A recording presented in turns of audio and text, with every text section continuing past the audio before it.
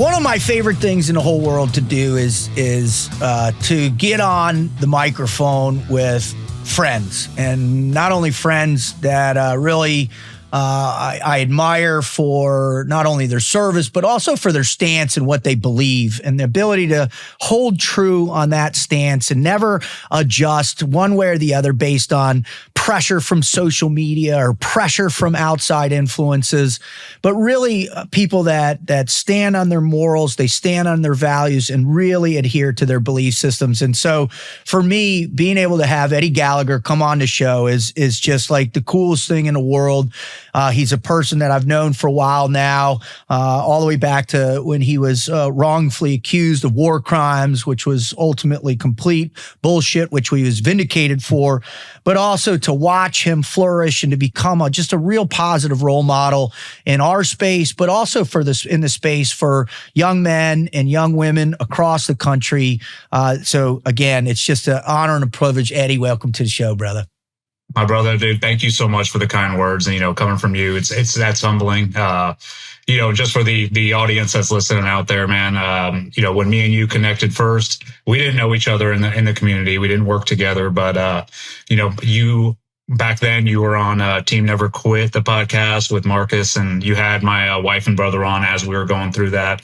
And I can't tell you how much I greatly appreciate you guys giving them the voice. And it really exemplified what brotherhood means, because at that time it was a lot of people backing away, but you guys had a backbone. You allowed my brother and wife to come on and actually explain what was going on. And then, of course, I couldn't wait to meet you when I got out, and we ended up meeting, I think, at the Charlie Daniels event. And, that was the first time I got to meet you face to face. And dude, you're one of the best human beings I know. For me, as I was getting out, I saw how you acted there. I mean, you're upbeat, you're motivating people, you're inspiring people, and you give a lot of energy.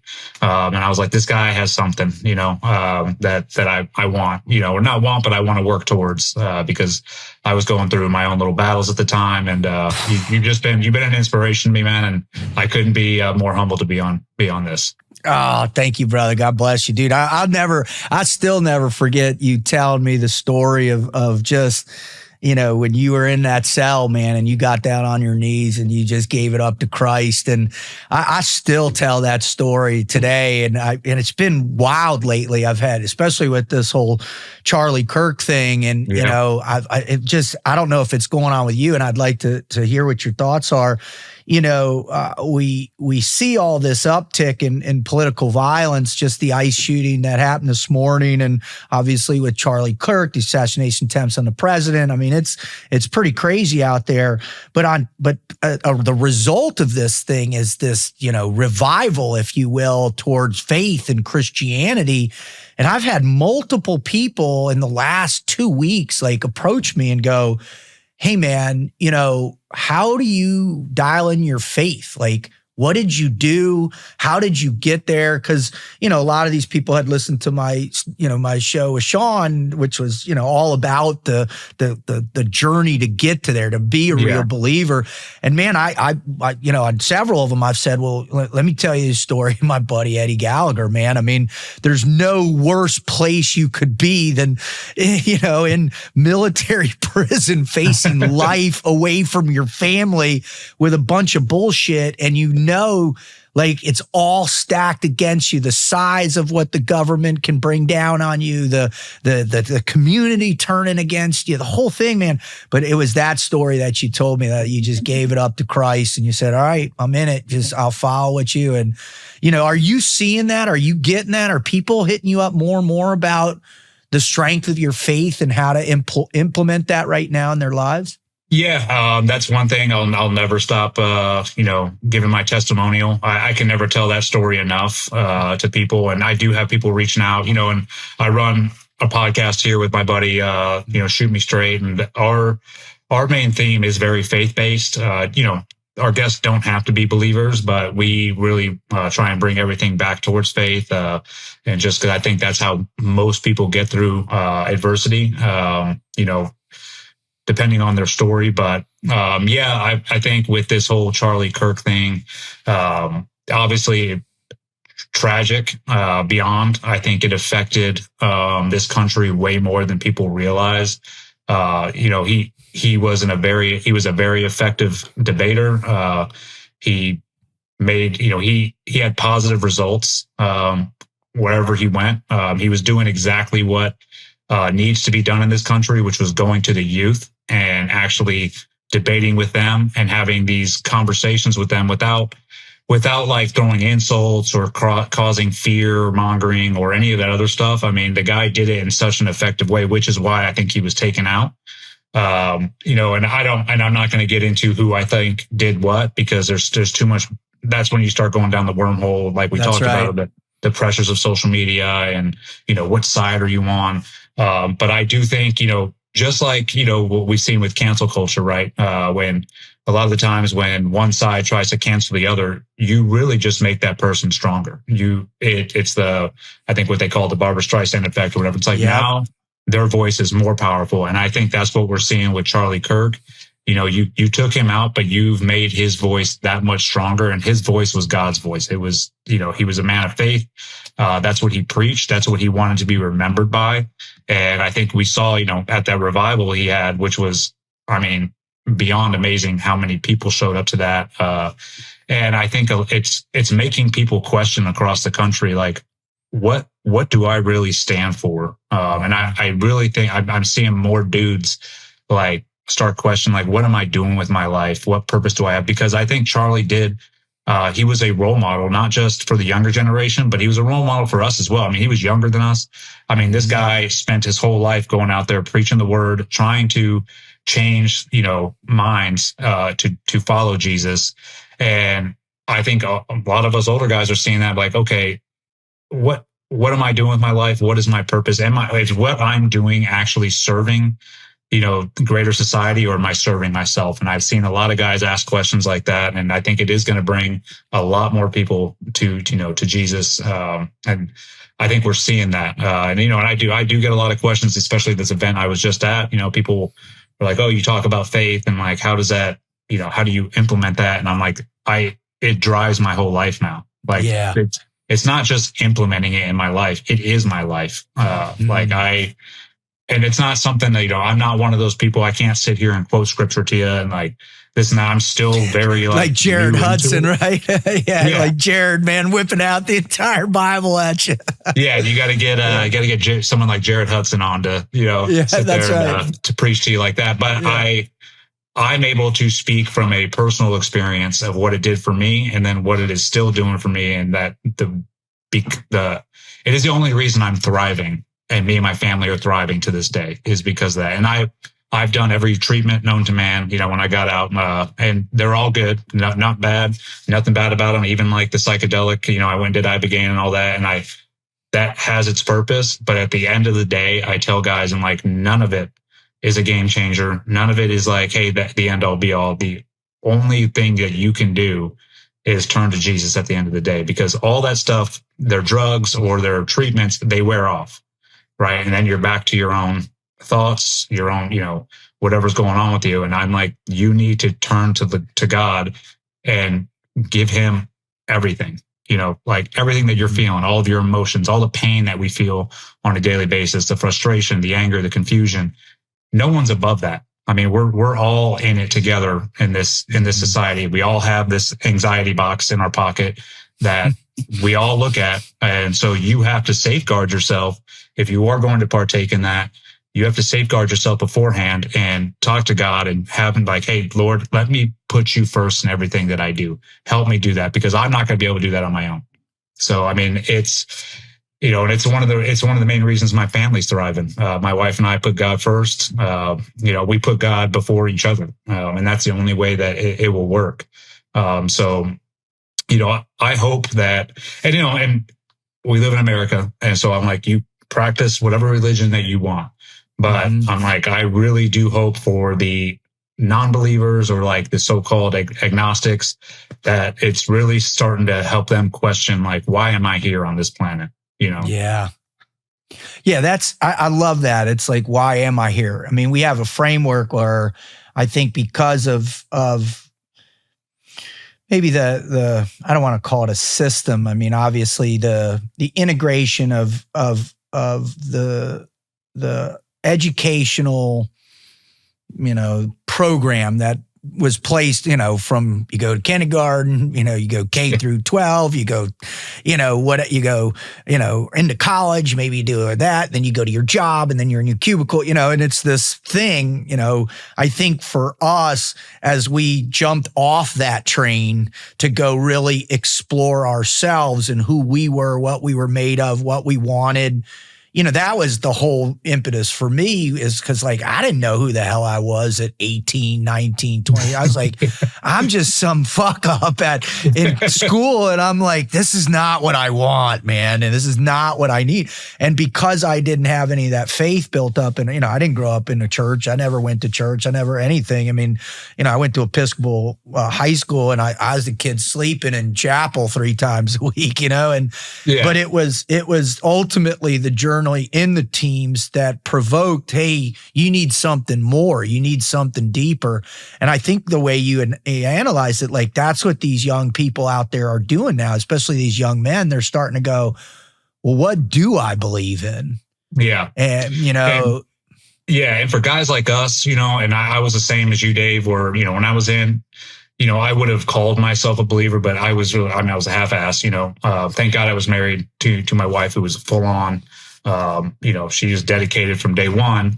But for guys like us, I think Jesus or God chooses certain people and to really get the word out and to, get on his path. And for guys like us, we're stubborn individuals. We're nope, we're going to run through every wall, as possible before we actually admit that we don't have control anymore. But I think God knows that. He's like, I'm going to let you hit rock bottom and then raise you back up. Right. And I think for us, that's a common theme for most team guys or guys from the special operations community is, we're in control of a situation. We're trained to be in control of a situation. We're trained, hey, if you get thrown in a certain scenario or put in a certain place, the first thing you do is adapt, improvise, and take charge, right? And start figuring out what's going on. And that works for a certain amount of time until it doesn't. And then it's okay, I'm no longer in control of my situation. I don't have the bandwidth nor the fortitude to keep pushing going forward. And that's what made me realize I can't do this on my own anymore. I've been doing everything on my own, or I thought I was doing it on my own. My whole life, my whole career, everything that I accomplished, it was me. I did it. And that couldn't be farther from the truth. God was always there, but I think it took me to get to a point where I can no longer go forward anymore. And I just gave it all to God out loud in my cell. And to this day, I've never had an experience. I've done every drug possible growing up. Nothing felt like that. Physically felt like that. Spiritually felt like that, emotionally felt like that. And from that moment on, I felt nothing. It wasn't I'm home free. It's but I felt safe. I felt like he was watching me from that point on. And just having that feeling, I was so confident going forward. And no matter what happened, Well, it's awesome because every time I get to watch you and tell that story, it's you get to that point, man. And I don't know what it is. It's probably the Holy Spirit kind of hits you with that truth and you just feel it. You can see it in your eyes. You can see it. I remember watching with Sean when you were with Sean and dude, I swear to God, I rewound that multiple times. I'm you can see the whole shift in your energy, the whole thing about you. Cause it's that's conviction, right? That's where it's true. Did you ever, over the course of your long career and deployment after deployment, was there ever kind of a moment where you were just or there was somebody in one of the platoons that was, real devout or something, and you just kind of that moment where you're how is my faith? That question period. Did that ever hit you, or was it ongoing? Did it hit you a bunch? I was luckily I to have some guys in my first couple platoons. Actually, a really good buddy of mine that we actually were with in the Marines together, and then we ended up in the same. He went to Buds as well. And we ended up in the same platoon at Team One, and he was a very strong person of faith. Corbin Cornelison, just a phenomenal individual, and watching him and just how he handled the teams, and you know how it is, Dave, when we get there, it's, what's the drink, fight, fuck. And, dude, I swallowed that whole thing, man. It's, you get wrapped up in it. And I was able to watch him. Like, he was able not to get wrapped up in all that, but still maintain his reputation as an operator. And I was always like, okay, there's something there. But maybe wish I would have started delving into it more then, but I always looked at him as it can be done. And I knew he had something different than the rest of us. And that's, of course he caught a lot of shit. But the only reason he caught a lot of shit was because other guys saw it as well. And they're like, okay, this guy has something, but I don't have it. So I'm going to bust his balls for it. That's right. And, obviously you question faith as you go through multiple combat deployments, the things that you see, the things that you do,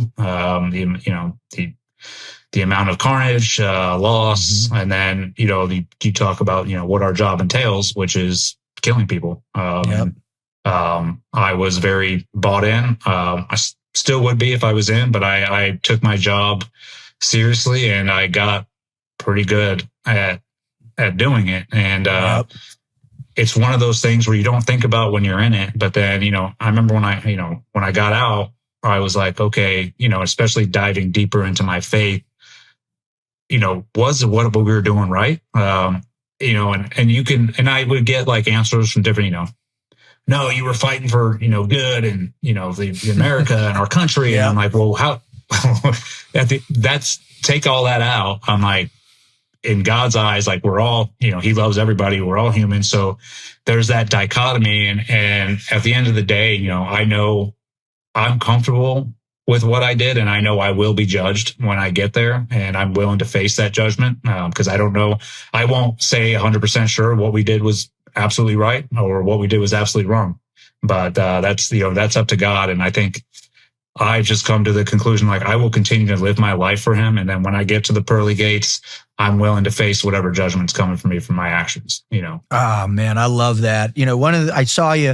I watched one of your shows where you're talking about how your family was affected by Charlie's assassination, in particular your son. And would you mind just talking a little bit about that dialogue? Because I think there's a lot of people out there that are trying to figure out how to have those dialogues with their young family right now, in particular their young men. What do you say? What did you say to each other? And what were you trying to provoke out of your son's ability to rationalize all this? Yeah. So it was actually the day that it happened. I was picking up my son from school and I had no clue it happened. He got in the truck and he's like, "Did you hear?" And I'm like, "No." And he, told me, he's like, "Charlie Kirk got shot." And I'm like, "Okay." And of course the video was out. He shows me the video and I was like, "Son, he's dead." I've seen that one multiple times. And so it was very quiet for 5 minutes driving him home. And then he was angry, he was like, "I'm so angry." And he was like, "I want to hurt somebody." And I, as a father, you're like, okay. And I understood because I was like, it is very frustrating, but at the same time, it amazed me that, and what we talked about earlier is how much he affected the youth. Well, my son, my daughter also called us that same day, devastated, crying. They both watched him. They followed him. They see clips of him. So I let it, at first I was like, okay, let me process this, because I was feeling the same thing. I was angry, frustrated, and guys like us, when we see something like that, we're men of action and we're like, okay, something needs to be done. But But at the end of the day, what are you going to do, right? It's I have one dude I follow a lot, and he was like, "All right, you need to give all the GWAT guys 30 days, right? We all get an official pardon, and we'll go clean it up, in 30 days." In our wet dream, that would be great. Yeah, that's right. That's right. But the reality is, and the reality, and this is just our society today is like, that's right. There's nothing that we can do to affect the situation. It's just, that's the bottom line. And so, my wife and I were talking about it. And so I ended up, going to my son's room, and I was like, Hey buddy, I understand how you're feeling. I'm feeling it too. Mom's feeling it. We're all crushed by this. And I told him, I was like, you're right to feel these emotions. There's nothing wrong with that, but it's what you do with your emotions that matter. I'm like, so you can sit here and stew and be angry and let this bottle up. And I was like, and I'll tell you right now, stay off social media for the next 4 days. And I was like, it's only going to get worse. But I was like, my suggestion to you, and I was like, your mom and I are doing the same thing, is we are going to give all these emotions to God. We are going to pray and be like, Lord, take this from me. You're the one in control. I am not. And I was like, and I told him, I was like, I told my son, like, you're the clone of me. You're identical to me. And I'm like, and what I don't want to see happen is the mistakes I've made in the past is letting those emotions ruminate in me. And then they're going to come out in some way or the other. And 99% of the time, it's not a good outcome. It's going to affect either this family negatively or somebody else negatively. And so I'm like, you need to realize that and get these emotions out, give them to God, and then just process what's going on. And so we told our daughter the same thing. We're like, stay off social media, and just pray for this family, pray for the Kirk family. And that's all we can do right now to affect the situation, because it's a tragic thing, man. And it was crazy how much it affected, like my wife and I'm not afraid to admit it. Like, I think 3 days later, I was still stewing. Me too. And I was laying in bed.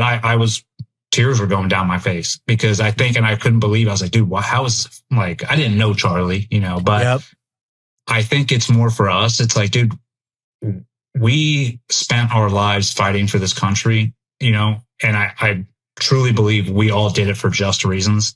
Yeah. And to see the country sort of turn on itself like it is right now, it's heartbreaking, man. And I think that's why we get so angry, because obviously anger is a secondary emotion to sadness or anything like that. And I think most of us are heartbroken over it, because it's like, what all this work that we thought we put in to defend this country and to keep it the way it is, and to see it turn on itself like this, and see, all the vile things being said back and forth on both sides. It's like, this is not the America that I signed up to defend, or this is not the outcome that I wanted from it. And so at the end of the day, I'm like, dude, we just need to keep praying, pray for this country, and not just one side. Pray for everybody in it. Everybody in this country needs it right now. That's so I put that video out, and it was funny and that's one thing I'll discuss, Dave, is I was repulsed by the amount of people that were taking advantage of the situation and, taking to their Instagram and like, oh, this and this, and giving their thoughts and opinions, or just even from our community, like seeing people come on like, oh, I was a sniper. Let me give you like my scenario. And it's like, dude, okay, you're doing that for your own self, like to get more clicks or more whatever. And so I was complaining about that. And then I was like, all these people have children, and their kids are watching you. Their kids are watching how you react to this. And guess what? The way you react is what they're going to emulate. So that sort of drove me to put out that video. And I wasn't going to discuss the whole situation. I was just like, hey, be aware, like, for you people that are going on here talking about violence or talking about, we need to do this or that, or giving your thoughts on it. I was like, your kids are watching you. So you should probably be careful on what you put out there. You know what I mean? And that was just my, I guess, public service announcement. But I was like, it was sage wisdom. That's what I love about you, dude, is like, man, even with your background and how much combat you've seen, man, you always seem to just hit the temperament at the right place. And, and I think it was repulsive to me, is like within hours, there are people trying to capitalize on the incident. And within a day, it's like, oh, he was killed by this group using this group, and he was doing this. And, and it wasn't just the crazies that they were trying to, that were on the left, like, oh, great, he's dead type of stuff, or what, to hell with him. It was even the right, and whatever the right is now, which seems to be almost as fractured as the left is, and what I'd love for you to do is just share that little piece about the past and what destroyed us and what's going to destroy us in the future, and just to kind of go on a tangent a little bit about that, because I think that when you said that to me before we hopped on, man, that just ripped right through me, because it's so true.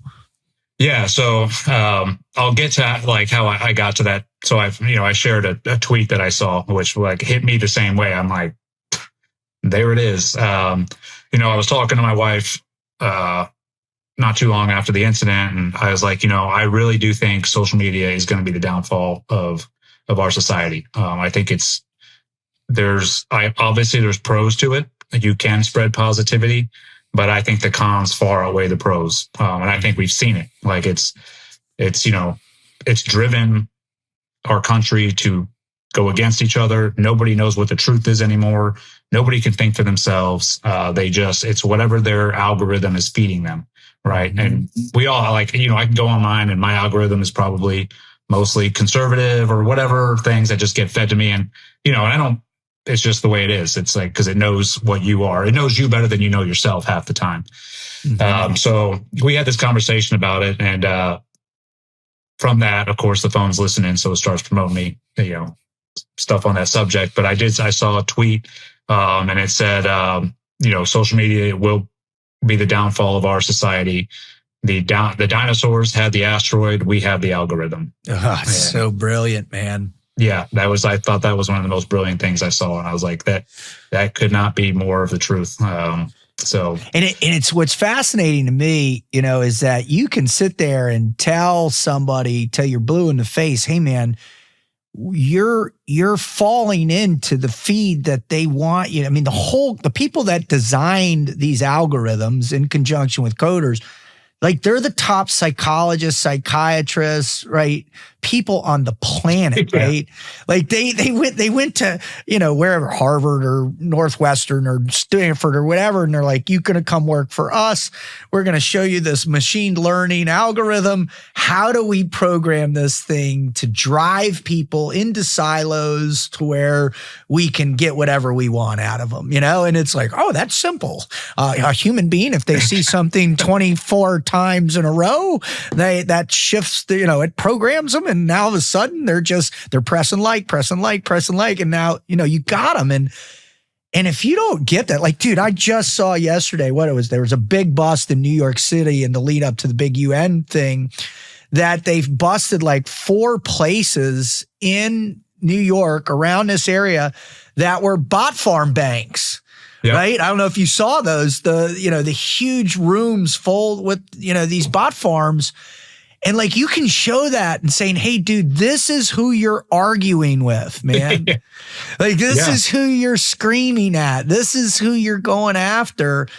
And people are like, I don't give a damn, dude. Like, it is what it is. And so they're addicted. And that's what it is. To recognize. How would you recommend that people kind of get back to that space of not even just like shutting your phone off? I mean, that's the easy route, but it's really, I think, a deeper, more, almost a deeper framework of how you think. And like you said, it's how people aren't thinking critically anymore. What would be your advice to anybody our age, young people, to just check themselves and to kind of think through these narratives in a more, maybe not construct, but a healthier way, I guess, is the best. Yeah. Best.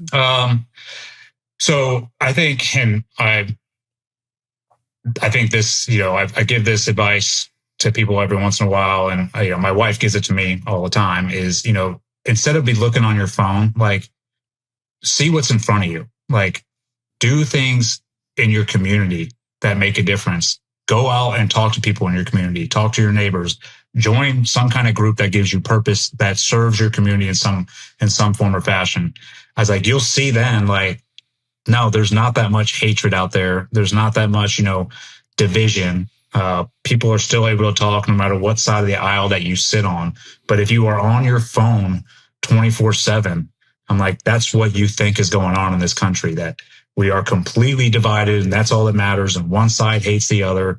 Obviously, the extremes on both sides have the loudest voices. So that's who you think is representing the left or representing the right. But if you put your phone down, you'll find the exact opposite. And that is what, I mean, at the end of the day, going back to faith, that's what Jesus, called for us to do, is be involved in the community, do service, help others where you can. And then I would think, with these stories that come out, that is, if you really want to dive into the truth of what's going on, you're going to have to set aside some time and actually do your own research, because everything that's put out there is obviously full of half truths, half lies. Or find somebody that you trust, like a podcaster, like if people watch your show, or somebody like, okay, I want to know their thoughts. And you don't have to take their thoughts at 100%, but at least get their perspective, get somebody else's perspective, and form your own, your own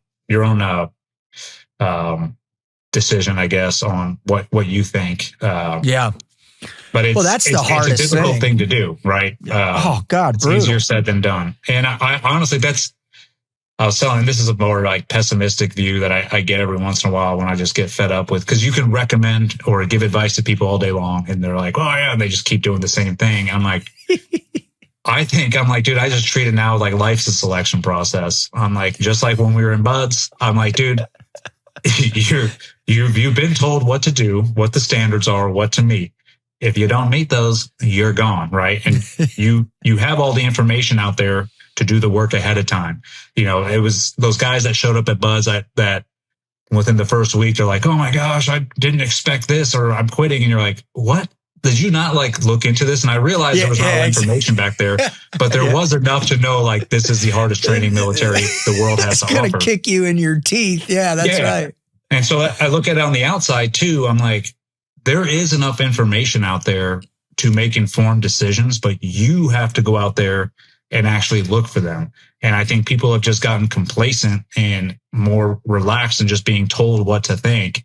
And they're like, okay, that's what I believe now. And it goes on to everything. It goes your health, your diet, what you're putting in your body. Like, people can sit there and point fingers all day and be like, oh, well, they're putting all these chemicals in our food and that's why I'm unhealthy. It's like, no one forced you to put that in your mouth.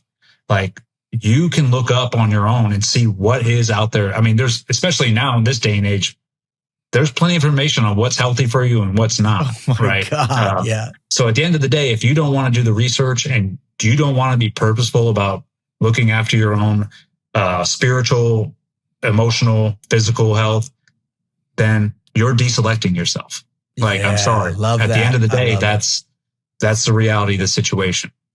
Life is a selection. I love that, man. That's genius. And it's funny, when you get guys that you train, because I know you do courses all over the country, you get these men that are showing up, and I'm sure the ages are very, pretty wide, right? When they show up, are you having these discussions in between, like during water breaks or at lunch or dinner or whatever? Like, are people seeking you out for more than just, tactical pistol in dock, right? Or long rifle? Like, I'm sure, like, man, because you have a reputation for that kind of wisdom and a willingness to discuss it. And the way you deliver it, man, is succinct and it's to the point. Are you getting a lot of those questions too when you're out there training people? Yeah, I do. Obviously, because Dave, I know you were in the instructor space for a while, right? And so it's a mixed bag, and you'll get some of the people that want to come out and really they just want to like talk and instead of shoot. They might want to shoot a little bit, but they want to sit there and BS. And so if they want to do that, then yes, I'll turn it into a constructive conversation. Rather than, hey, tell me war stories or tell me this. It's like, no, let's talk about something that's important. Like, what's going on with you? What are you doing in your life? And I'll be able to have those conversations with them. But then, obviously there's some people that don't, and they just want to train, which I'm about too. I'm like, hey, that's what we're here for.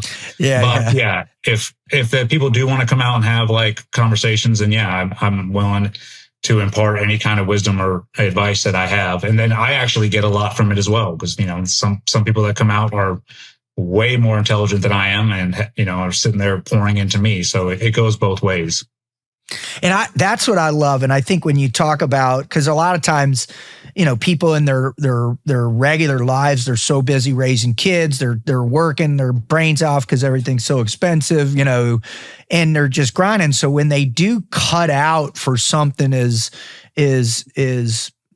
for them as massive as it is to go take one of your courses or go work with DJ or, all the guys out there that are really putting on quality stuff, it's like, oh man, I have the opportunity to talk to a warrior. What are they going to say? And the thing that I found over the years, and I'll still do, 5-6 courses a year just through, First Trust. And, I get the same thing, man. Just like the event we did together when I first started there, it's the same thing. It's like they want to just hear our idea of it because it's like, all right, it's quantifiable that they've gone through the selection process, right? They've gone down range. Well, what have they learned from all that?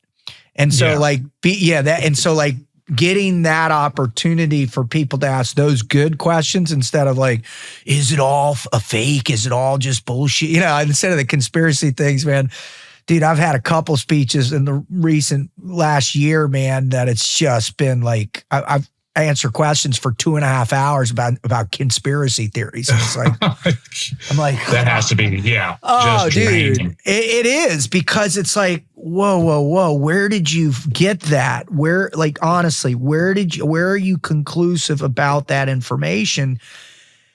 And they're just like, I saw it on X, I saw it on the gram. I saw it on Facebook. I saw it on TikTok. And I was like, okay, all right, well, let's that should be your answer right there. There's your answer. All right. So that's why it's like, man, I really wanted to bring you on is so that you could talk about some of that wisdom that you're employing in people. Because I know you're a public figure and people are always wondering, all right, how is a guy like this going to process all that, right? In terms of preparation, obviously I had Sarah Adams on and she talked pretty extensively about an active imminent threat.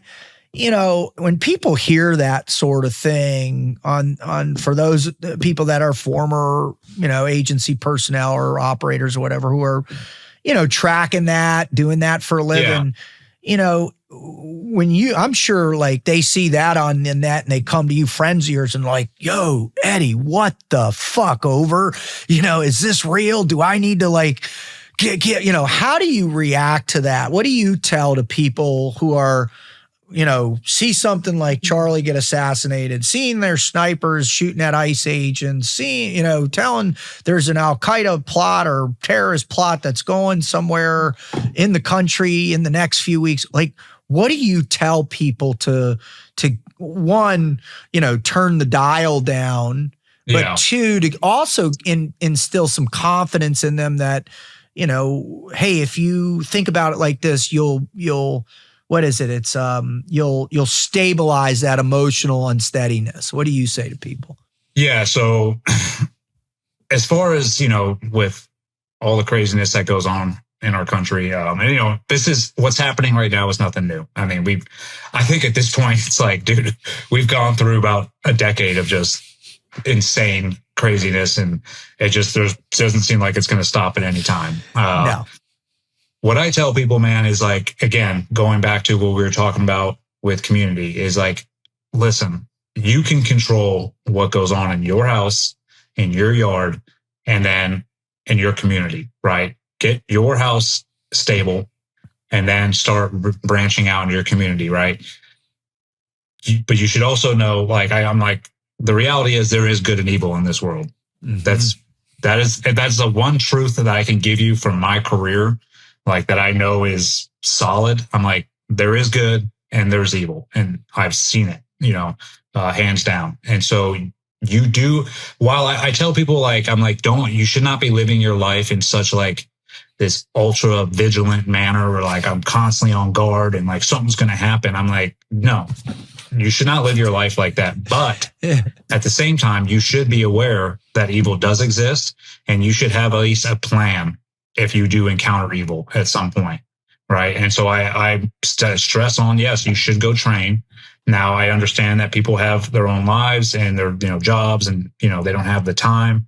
But what I tell them is like, dude, all it takes is doing like at least a couple courses to have that confidence instilled in you. Like if something does happen, at least I'm 50% confident that I can react to this situation rather than 0% confidence. And that, especially for men, I'm like, you're the protector of the family.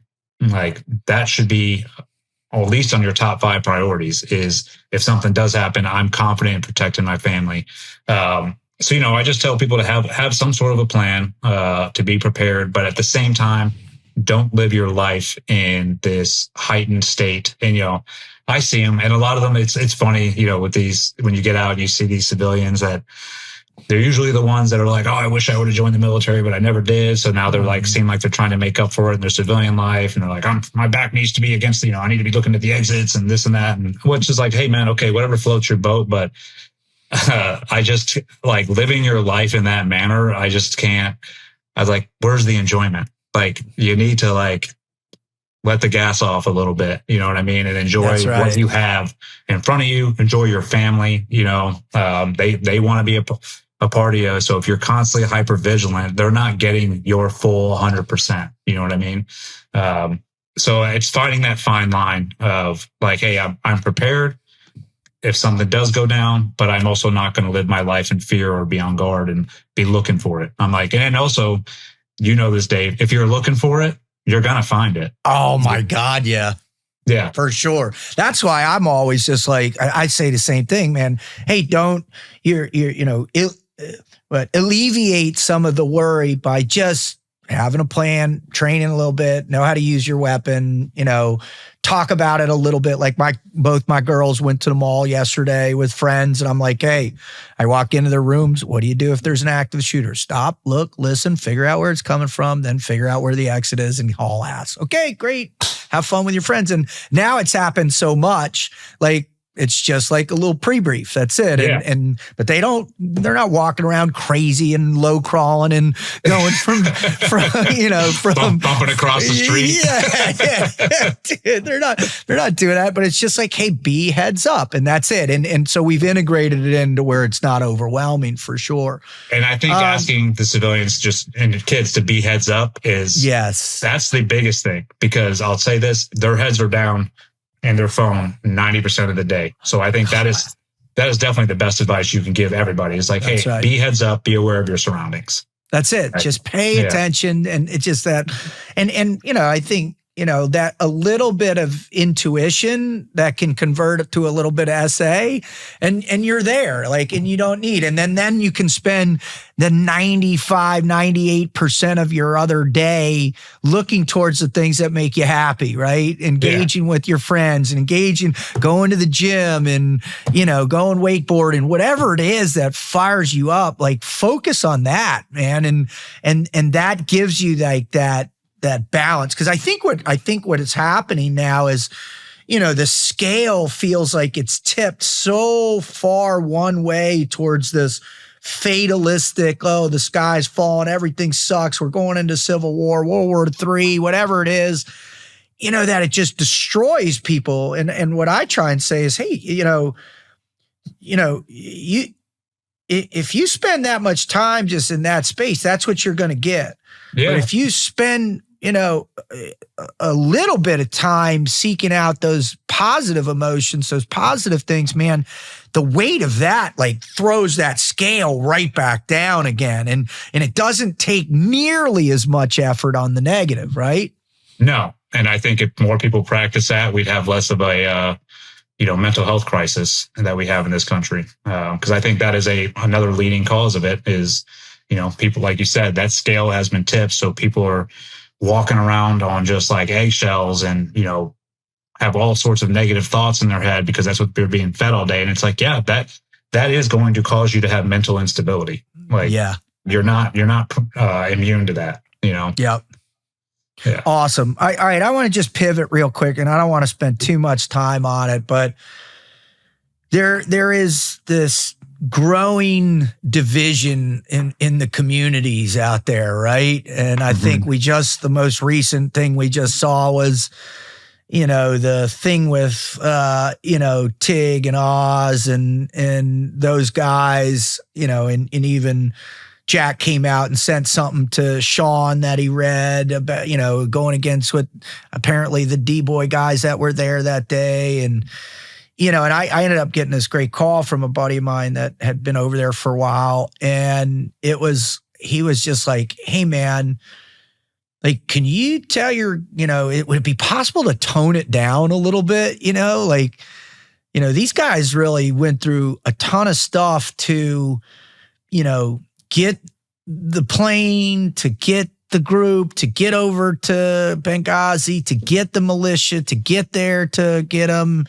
Yeah. They really put out for that. And so like, I had reposted what Sean had said about Jack's letter he wrote in, and because he had reached out to me to get in touch with Sean, and then my other friend calls me and tells me this. And so then I was just like, hey man, I believe them, but is there a way we can get to a place where we're not fighting each other? Like, let's fixate on Hillary Clinton and what she did. Let's fixate on, if it's like conventional guys. Now I'm seeing that pop up a lot. Like the conventional guys are pissed at the soft guys, or, and then fucking for like 8 months, it was team guys pissed at, this.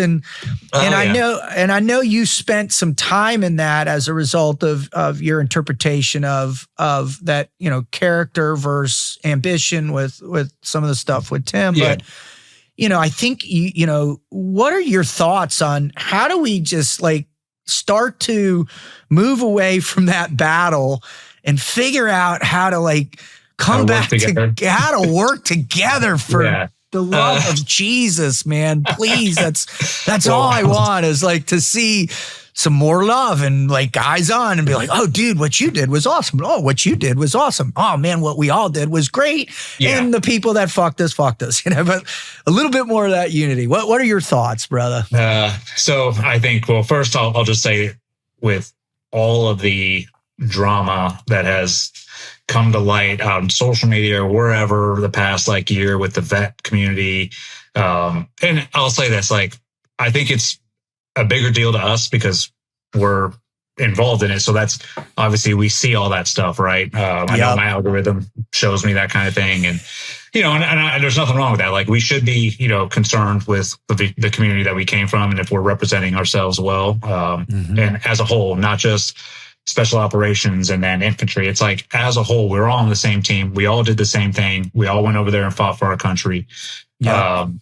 But I got to ask this, like, hey, what's the deal? Like, who's, between Green Berets and SEALs and all this? And I was like, we're all equally gay. I was like, I'll tell you that right now.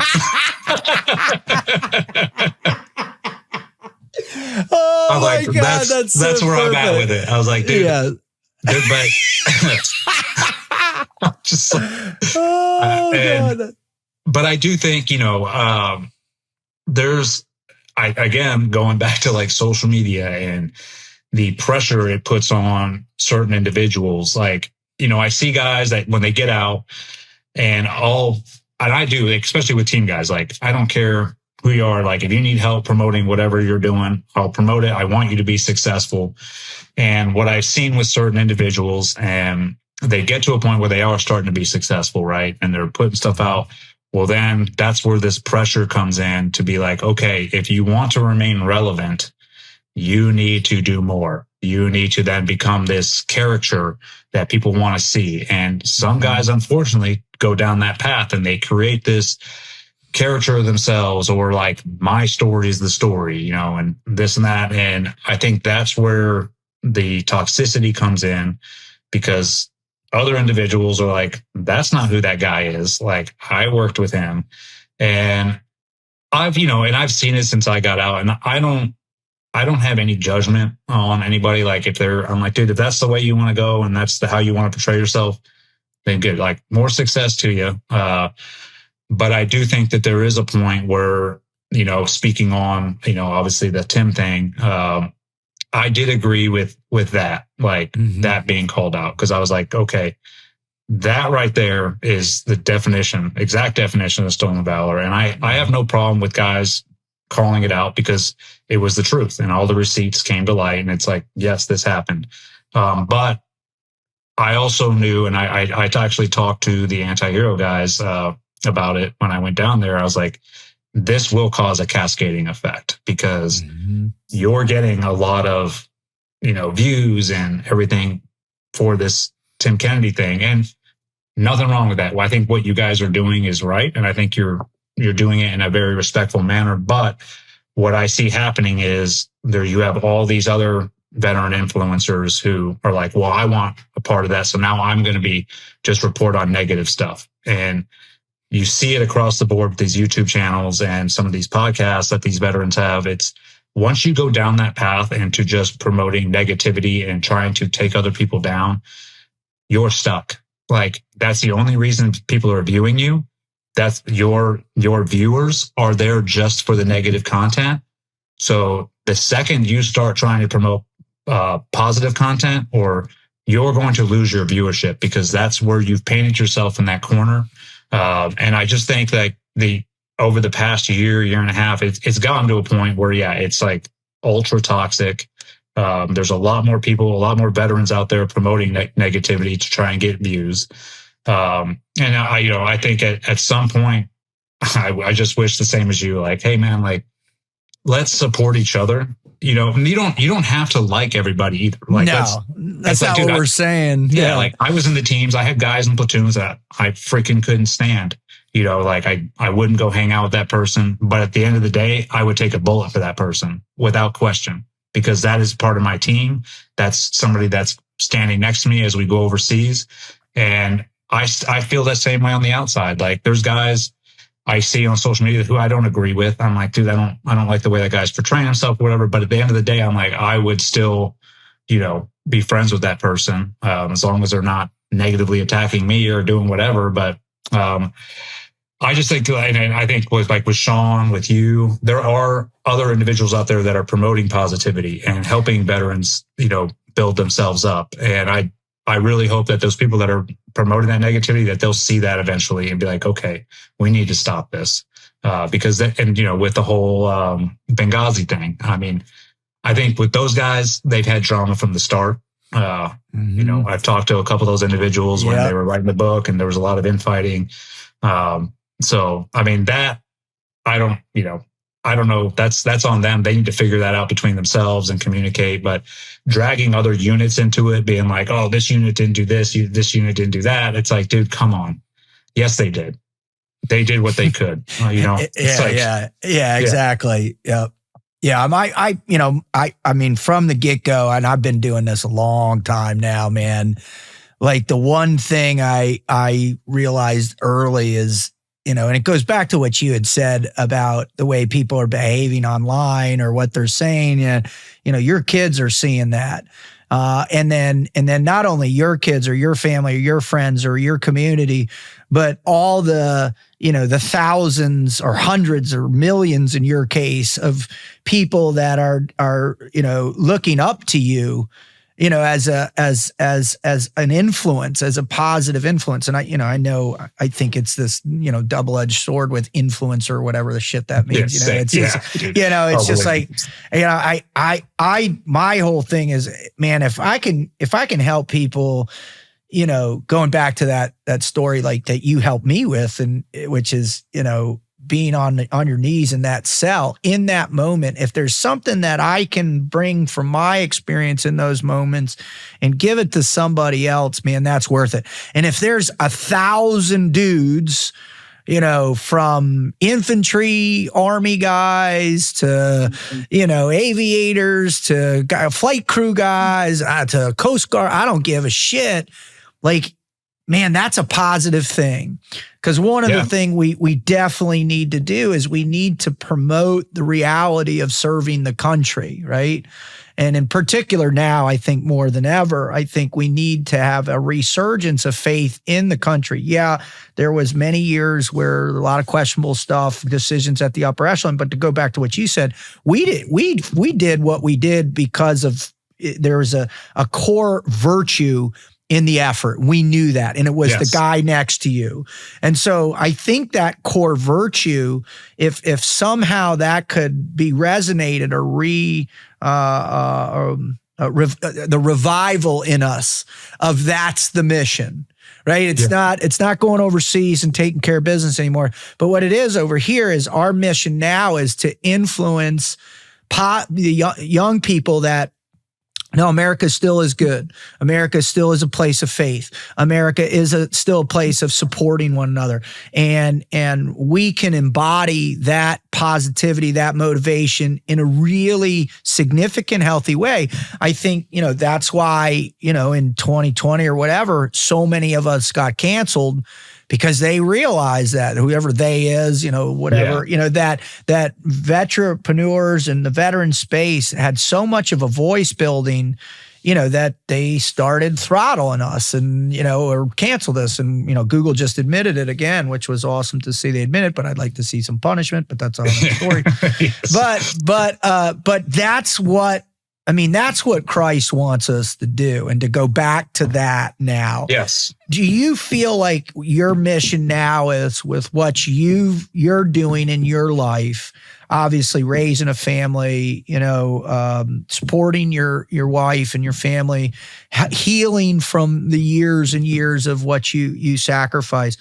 Is this other component a part of your mission now, is to bring people to that space where, they can generate the tools to fight against that negative insurgency? Yeah. I mean, and I don't think like I have that planned out. And here's the thing, like when I was in, especially when I took leadership roles, I never looked at myself like, hey, I'm a leader. Like I'm in this role now, I need to be doing all this. I never changed what I did, because I was like, if I'm going to lead, I'm going to lead by example. I'm not going to let my words define, it's my actions. And so that worked out well for me too, like in the teams, because, you really can't, if you're in charge and people are like, oh, he's doing this and that, it's like, no, he's doing it. Like he's out there leading by example, doing it. And really, you don't get any really fight against what you're doing, because they're like, if you're doing that, then I'm going to do it. If my leader can do that, then I can do it. And so I sort of take that same approach now, where I'm not out there trying to influence you to do something.